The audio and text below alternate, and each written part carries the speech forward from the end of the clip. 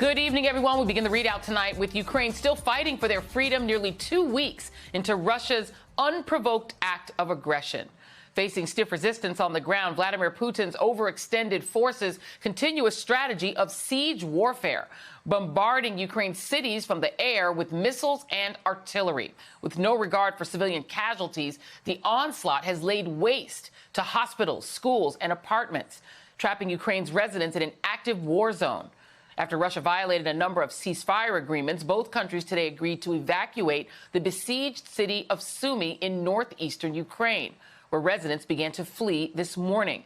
It comes after that city faced intense shelling overnight, which killed 21 people, including 2 children, according to Ukrainian authorities. Likewise, police say that another 2,000 civilians were able to flee today from the city of Irpin, just outside the capital of Kyiv. That's where, over the weekend, Russian forces struck an evacuation route in a sudden and apparently deliberate attack. And that city continues to be targeted as Russia attempts to surround Kyiv.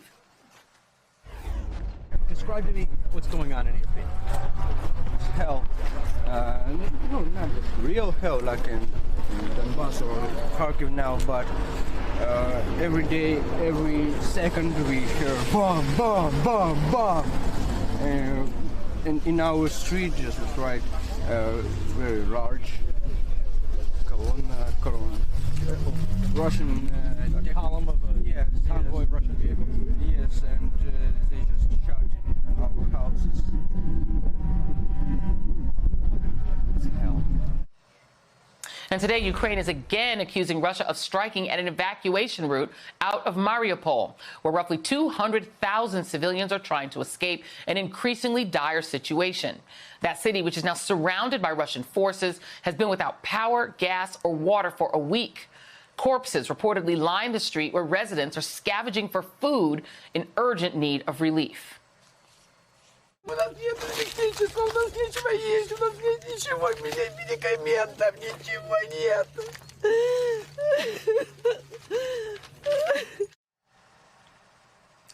This was the 4th day in a row that attempts to evacuate Mariupol have failed due to Russian shelling, according to the Wall Street Journal. All these heartbreaking scenes make it clear why Putin's war of choice has fueled a mass exodus of more than 2 million refugees. That's an estimated 100 Ukrainians leaving their country every minute. Among them, roughly 1 million are children who've had to leave behind everything they've ever known.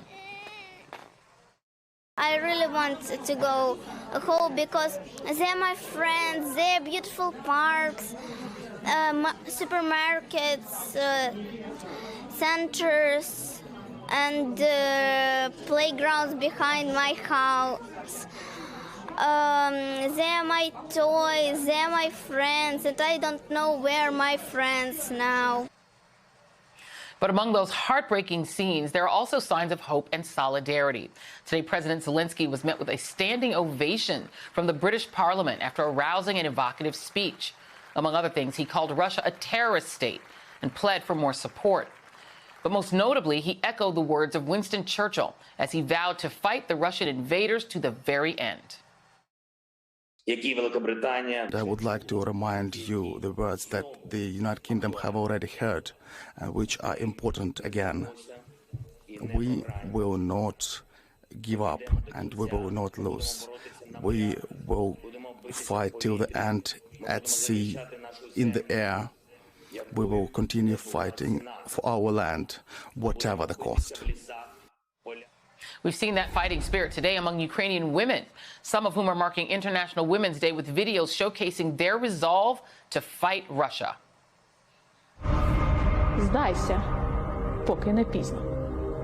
Знай, хлопчику, що у наших дівчат яйця міцніші, ніж у ваших солдат.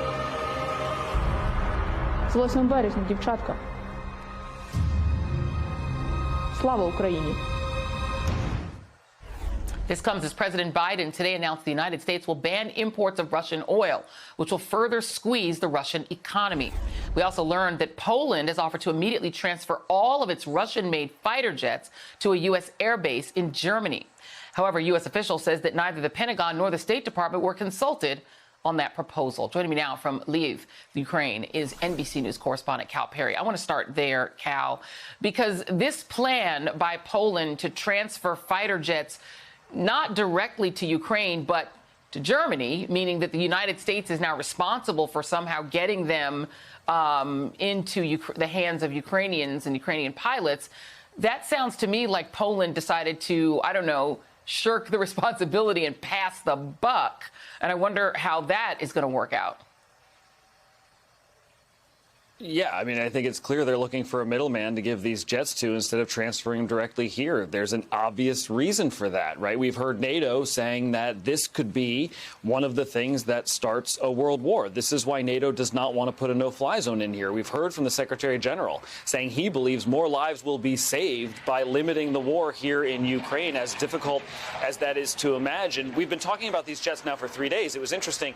3 days ago, the question was, how are we going to how will the Ukrainian military get the jets out of Poland? The idea at that point that was floated by the Ukrainian government was maybe that pilots would drive across the border into Poland and then fly the jets here. Clearly, the Polish government didn't want that. It is interesting, obviously, that the Americans were caught off guard with this. Senior defense officials telling my colleague Courtney Kube they were caught off guard.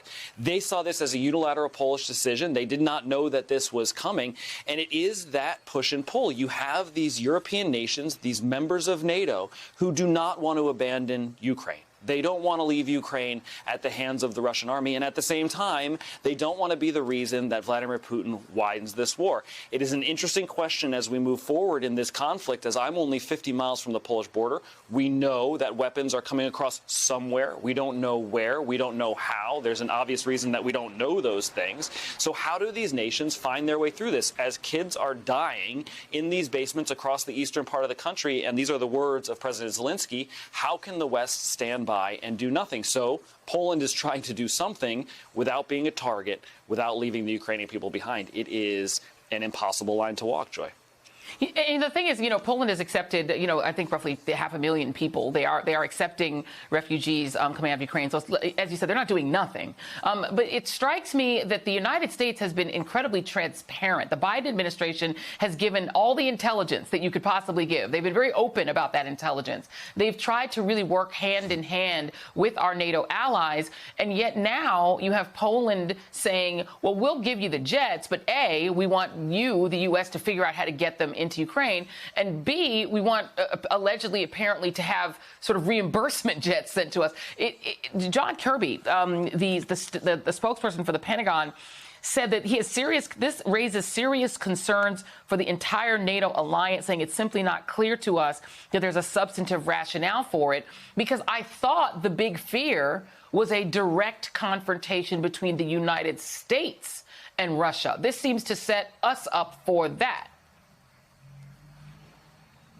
Right. And look, under Article 5, it doesn't really matter as far as NATO is concerned, because if the U.S. were to engage with Russian forces, and let's be very clear, the President of the United States has made it clear that as far as he's concerned, that is not going to happen. The Defense Department has made it clear that is not going to happen. But if it were to happen, Article 5 would trigger and Poland would have to step in under the NATO charter.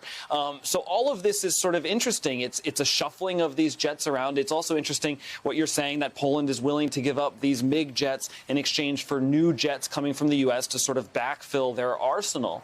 But why is it that they're only willing to hand it off to the Americans? I mean, that's the real question. And the follow-up question is, why didn't they run this by the Americans before they announced it? Why was this announcement made without coordinating with the Pentagon, without coordinating with the White House? It almost seems like they're passing the buck. But again, walking this fine line where they want to show the Ukrainian people, they want to show the Ukrainian president, and he has been calling for these jets now for 3-4 days. He has been screaming for a no-fly zone and for these airplanes. So it's almost like the Polish government is saying we are satisfying the president of Ukraine's request without getting involved directly with Russia, Joy.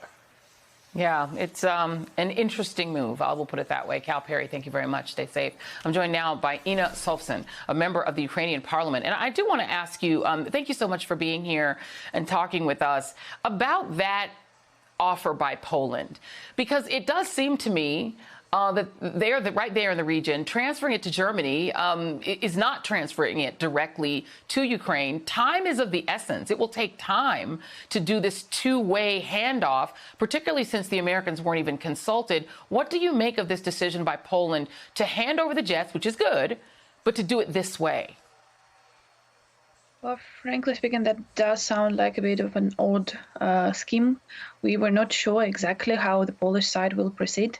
We were extremely happy to learn that this whole idea of giving us the fighter jets seems to be, going on. But now it seems like there will still be some time before we actually get the jets. And in our case, unfortunately, time is calculated in human lives lost. We do know as of now that 5 children are killed every day. So every day of delay with delivering those jets to Ukraine for any reason, be it logistical, political, or anything else, is actually, it does lead to more children's lives lost here in Ukraine. So we do hope that will be figured out one way or another pretty soon, because this, what Putin is doing, and shelling from the air and bombarding our cities, is just so very terrifying.